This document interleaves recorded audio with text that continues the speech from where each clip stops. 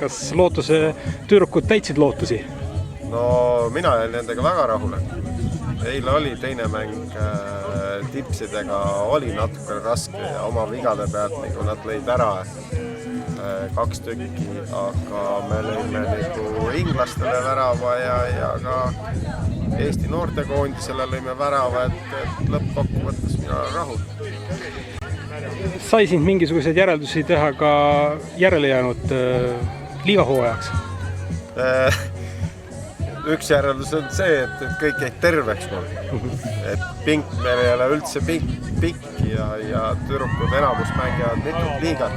Et see oli nagu üks hea meel, et kõik nagu terveks jäid ja noh, vaatame, mänge tuleb palju, aga ma arvan, et füüsilisest muus mõttes andis see turniir nagu kõvasti juurde. Noh, me mängime 2 erinevat liigat, on tüdrukute B-klass, kus me hetkel oleme nagu liidrid ja esiliigas on nüüd, naiste esiliigas on paar mängu natuke nagu kehvasti läinud, et oleme 0-1 kaotanud.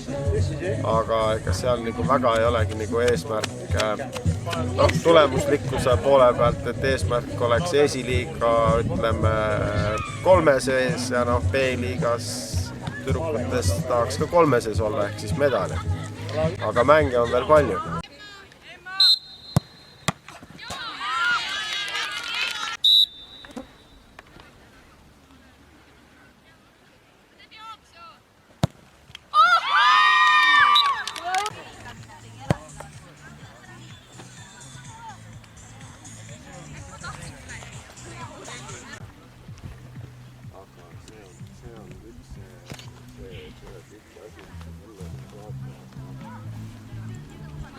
Hästi.